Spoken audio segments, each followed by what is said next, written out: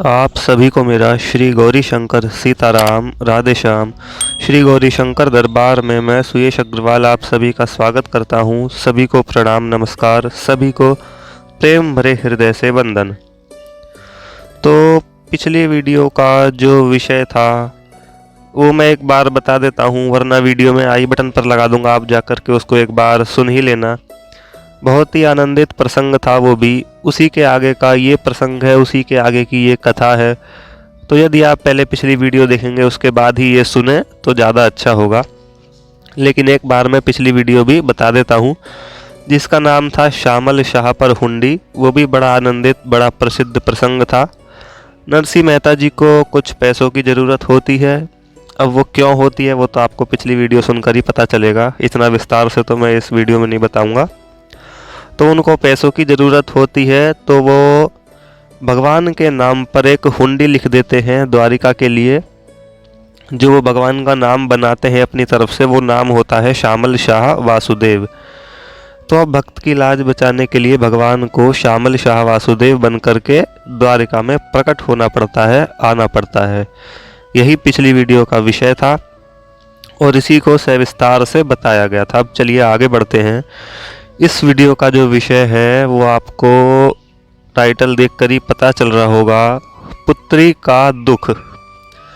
तो इस वीडियो में देखिए समझ ही गए होंगे आप कि क्या बताया जाएगा, क्या इस वीडियो का प्रसंग होगा। नरसिंह मेहता जी की एक पुत्री थी जिनका नाम था कुंवरबाई।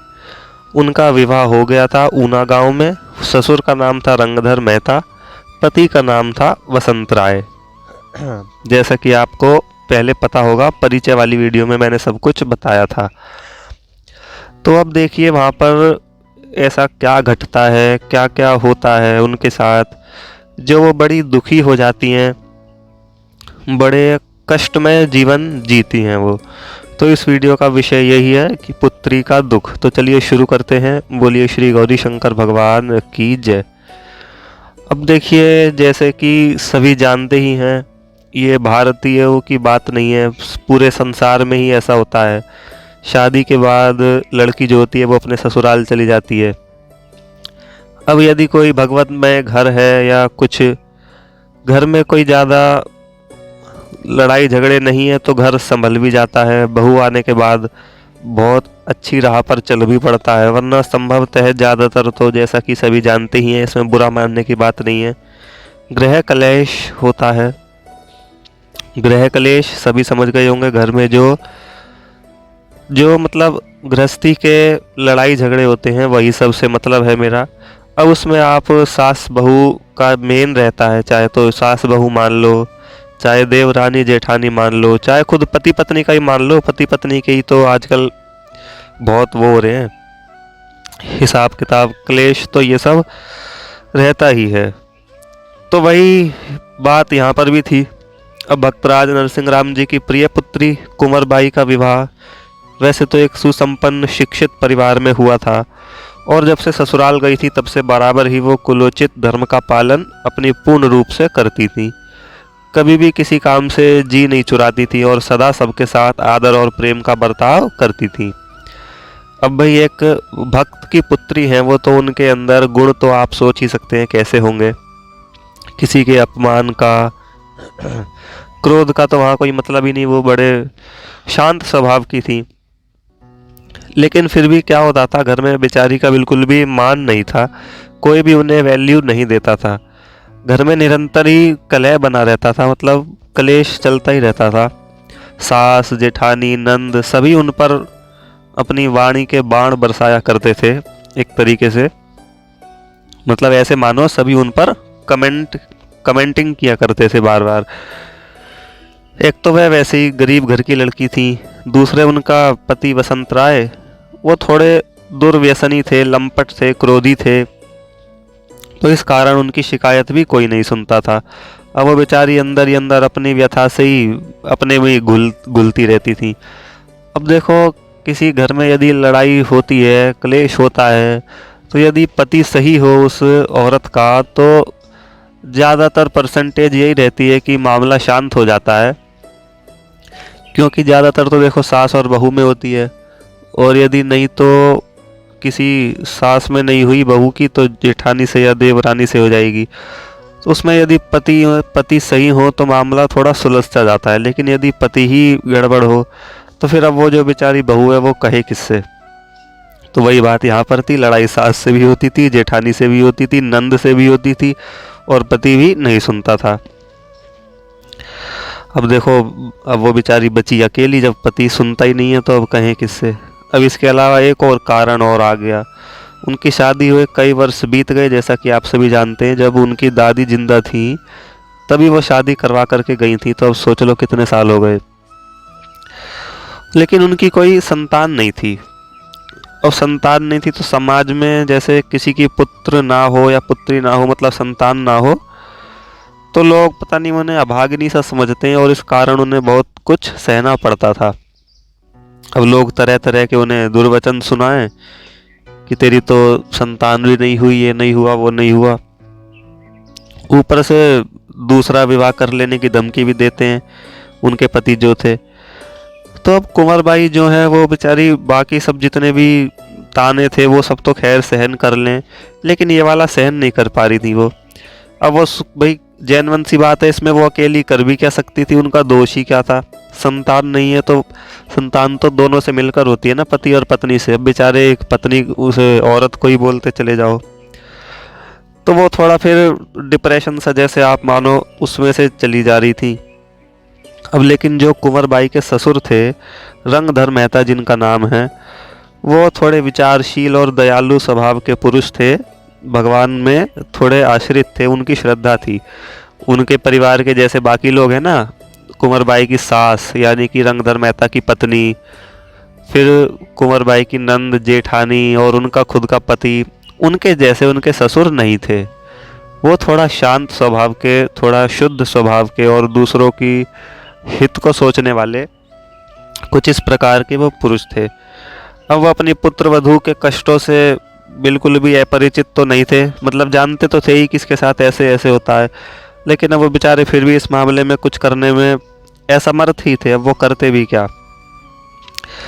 अब जब वो कुछ कर नहीं सकते, पति उनकी वैसे ही नहीं सुनता, सास और नंद जेठानी सब उन पर वैसे ही चिल्लाते हैं कुंवरबाई के ऊपर। अब वो बेचारी एक मूक पशु की भांति सब सुनती रहती थी और अपना एकमात्र भगवान को ही अपना दुख सुना करके संतोष कर लिया करती थी। अब जब ऐसी बात हो तो इंसान के पास भगवान के सिवा और कोई चारा बचता नहीं है। देखो, जब कोई भी ना सुने तो इंसान भगवान के पास ही दौड़ता है। जब मनुष्य सब ओर से आशाएं छोड़कर केवल एक भगवान को दीन भाव से पुकारता है, तब उसकी पुकार भगवान के कानों में पहुंचती अवश्य है। जैसा कि आप सबको पता ही है, भगवान कहते हैं अनन्य चिंतन करो। अनन्य यानी किसी और अन्य को ना पकड़ना, केवल एकमात्र भगवान को पकड़ना, और भगवान वही वाली आवाज फिर सुनते हैं।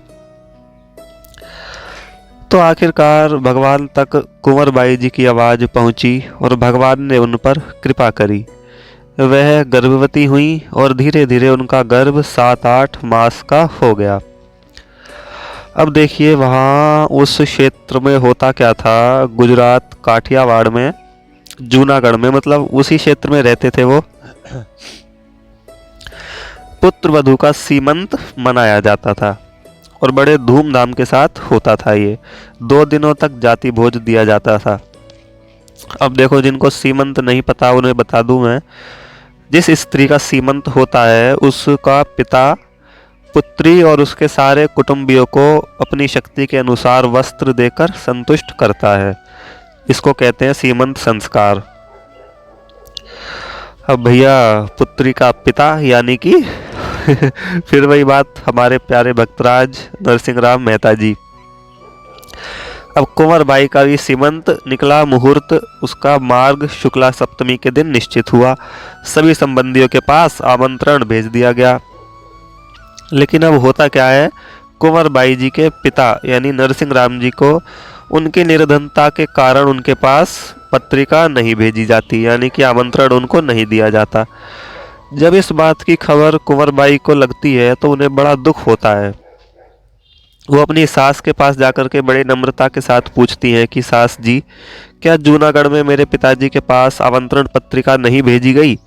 उनकी सास उन्हें बड़ी रुखाई के साथ उत्तर देती हैं कि वो क्या करेगा, पत्रिका अगर उसे भेजी भी जाती तो वो हमारे इतने विशाल कुटुंब के लिए चीर कहाँ से जाल लाएगा, मतलब कपड़े कहाँ से जुटाएगा। अब भाई सीमंत होता यही है, मैंने बताया तो सही आपको कि जिसका सीमंत होता है, जिसके संतान होने वाली होती है, उसका पिता पुत्री के सारे कुटुंबियों को कपड़े देता है, यानी चीर देता है। चीर कहते हैं कपड़ों को। तो उसकी सास कहती है कुंवर बाई की कि वो हमारे इतने बड़े कुटुंब के लिए कपड़े कहाँ से लाएगा, यदि वो ला ही नहीं पाएगा तो उसे आमंत्रण पत्रिका भेजने से भी क्या लाभ। अब वो भैया कुंवर बाई कहें कि सास जी आपका कहना ठीक है।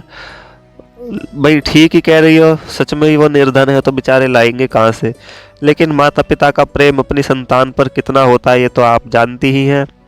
अब स्थिति उनकी खराब है, लेकिन वो अवश्य ही जितना हो सकेगा उतना कुछ ना कुछ करने का प्रयत्न तो करेंगे ही। आप उनके पास आमंत्रण तो अवश्य भेज ही दीजिए। अब सास उनकी ताना मारते हुए, नंद भी उनकी ताना मारते हुए कहती हैं कि हाँ ठीक है, चलो निमंत्रण जरूर भेज देते हैं। वो बेचारा अपने साधुओं के साथ यहाँ आकर के हम लोगों को चंदन तो लगा ही देगा, अपनी करताल बजाकर कुछ तो सुना ही देगा, और हम लोगों को अपने जैसा लंगोटीधारी साधु तो बना ही देगा। तो उनको चलो अवश्य ही बुलावा भेज देते हैं। मतलब कुछ इस तरीके के ऊट पटांग से, अटपटे से कमेंट कर करके वो कुंवर बाई को अच्छी तरीके से रुला देती हैं सब मिल करके, और उनके पिता के ऊपर ऐसा व्यंग्य रचती हैं। तो इस कटाक्ष से कुंवर बाई के हृदय को बड़ा धक्का सा लगा, मतलब वो उनकी आंखों में आंसू आ गए, वो रुके नहीं। अब वो बेचारी क्या करे, उनके पास रोने के सिवा और है ही क्या, वो कर भी क्या सकती हैं। अब आप ही सोचो, किसी पुत्री के ही सामने उस पुत्री को ही उसके पिता के लिए ऐसी ऐसी बातें कही जाएं, तो वो बेचारी और डिप्रेशन में जाएगी और करेगी क्या। अब वो फिर कहती हैं कि आप ऐसी निर्दयता ना कीजिए, मेरे पिताजी के पास समाचार तो भेज ही दीजिए।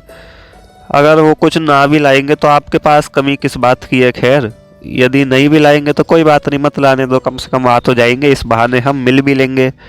वैसे भी मैं जूनागढ़ तब से एक बार भी नहीं गई हूँ, और आप जानती ही हैं इस बीच मेरे भाई का और मेरी माँ का भी देहांत हो गया है। इतना कहते कहते वो रो पड़ती हैं। अब देखो, उनकी माताजी का देहांत हो गया था, यानी कि माणिक बाई जी का, जैसा कि आपने पहले वीडियो आ चुकी है इस बारे में आपने सुनी होगी। और उनके भाई का भी, यानी कि श्यामल दास जी जो नरसिंह राम जी के पुत्र थे, उनका भी देहांत हो चुका था। उसमें भी ये जो कुंवर बाई जी हैं ये जूनागढ़ नहीं जा पाई थी, ऊना गांव में ही अपने ससुराल में ही रही थी। तो वो इस बात को कहती है कि देखो, जब इन दोनों का भी देहांत हो गया है, मैं तब भी मिलने नहीं जा पाई थी, तो अब कम से कम बुला तो लीजिए। अब भैया जो जिनको ताने मारने होते हैं, जो दुर्व्यसनी होते हैं, वो कहाँ छोड़ें किसी को। तो उन्होंने, उनकी सास ने इस बात पर भी कमेंट कर दिया कि देखो तुझे बड़ी मिलने की लगी हुई है, उस भिखमंगे को तो नहीं लगी हुई तेरे से मिलने की। यदि मिलने की लगी होती तो वो एक बार जरूर आता तो सही। यदि उस निगोड़े में थोड़ा सा भी प्रेम होता तेरे लिए तो वो एक दिन तो यहाँ आकर अपनी बेटी को देखता, अपनी बेटी की खबर लेता। तब से तो झांकने आया नहीं। उसे काहे का प्रेम है, उसे तो अपने आसपास के साधु संगों से प्रेम है।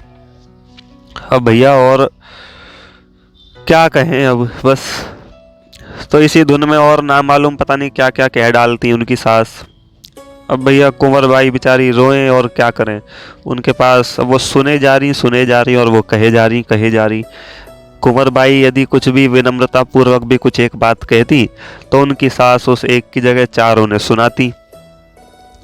तो ऐसा करते करते कुंवर बाई जी ने सोचा कि इनको जवाब देना उचित नहीं है, छोड़ो सब कुछ जो भी है, बस अपना जो कह रही है सुनते रहो, बात खत्म। तो इसी बीच में रंगधर मेहता घर में आ जाते हैं और मामला शांत हो जाता है। रंगधर मेहता यानी कि कुंवर बाई के ससुर, जो थोड़े अच्छे स्वभाव के थे, उन्होंने पत्नी की आवाज़ सुनी और बहू की रुलाई सुनी। अब भैया उन्होंने देखा कि कुंवर बाई की सास यानी कि मेरी पत्नी जो है वो इसे डांटे जा रही है, इसे सुनाए जा रही है, और कुंवर बाई बेचारी एक जगह खड़ी रोए जा रही है। तो वो थोड़ा उग्र स्वभाव में कहते हैं कि क्या बात है, आज बहू रो क्यों रही है, तुम सब मिलकर इस गरीब लड़की के पीछे बराबर लगी क्यों रहती हो, ये बताओ मुझे। अब रंगधर की पत्नी कहती है, यानी कि कुंवर बाई की सास कहती है कि बात कुछ भी नहीं है, ये कह रही है कि मेरे पिताजी के पास भी आमंत्रण पत्रिका भेजी जानी चाहिए और मैं कहती हूँ कि कोई फ़ायदा नहीं है भेजने का। अब रंगधर मेहता जी कहते हैं, बड़े प्यार से समझाते हैं अपनी बहू को, अपनी पत्नी से तो कुछ कहते नहीं हैं। रंगधर मेहता जी कहते हैं कुंवर बाई से कि बेटी इसमें कौन सी बड़ी बात है, मैंने तो पत्रिका इसलिए नहीं भेजी कि उन बेचारे भक्तराज के भजन में थोड़ी सी बाधा पहुंचेगी और कुछ थोड़ा खर्चे पानी का भार आ जाने से उन्हें कष्ट भी होगा, तो मैंने तो सिर्फ इसीलिए उनको आमंत्रण पत्रिका भेजी नहीं थी। यदि तुम्हारी ऐसी इच्छा है तो आज ही मैं ब्राह्मण के हाथ उनको आमंत्रण पत्रिका भिजवा देता हूँ। रंगधर मेहता जी ने अपने शुद्ध हृदय से आश्वासन दिया अपनी बहू को। अब इस बात को सुनकर कुंवर बाई जी बड़ी खुश हुई और पत्रिका जो नहीं भेजी गई ये कारण जानकर भी वे बहुत खुश हुई। खुश क्यों हुई? क्योंकि जो कारण था वो शुद्ध था, वो अच्छा था, उस जो कारण था उसमें कपट नहीं था। अब देखो, एक स्त्री को चाहिए ही क्या, स्त्री की बात तो छोड़ो, खैर मैं कहूँ किसी भी स्त्री पुरुष कोई भी हो, किसी व्यक्ति को चाहिए ही क्या, यदि कोई इस तरीके से प्रेम के बोल किसी से बोल ले, किसी को शुद्ध हृदय से कोई बात कर ले, तो बस फिर मनुष्य खुश हो जाता है। तो यही बात यहाँ पर भी उन्होंने सोचा कि अच्छा चलो, मेरे ससुर जी ने पत्रिका इसलिए नहीं भेजी क्योंकि वो बेचारे, उनके भजन में दिक्कत आएगी, वो अपना भजन कर नहीं पाएंगे और उन्हें थोड़ा, ये जब कपड़ा वपड़ा देने की बात आएगी तो उन्हें थोड़ा दिक्कत भी होगी। तो इस वजह से रंगधर जी ने पत्रिका भेजी नहीं थी, लेकिन अब वो कह रहे हैं कि भेज देंगे, तो चलो ठीक है। तो बस ये वचन सुनकर के रंगधर मेहता ने तुरंत एक ब्राह्मण को बुलाया और आमंत्रण पत्रिका उसे देकर जूनागढ़ भेज दिया, नरसिंह राम मेहता जी के पास। कुंवर बाई जी को ये बात से बड़ा संतोष हुआ, ये देखकर उन्हें बड़ी खुश हुई और अपने ससुर जी को प्रणाम करने लगी और प्रसन्नता पूर्वक अपने गृह कार्य में लग गई, यानी कि वही अपना रसोई पानी जो भी होता होगा घर के कामकाज में लग गई। उनका सारा जो विषाद था वो सब शांत हो गया।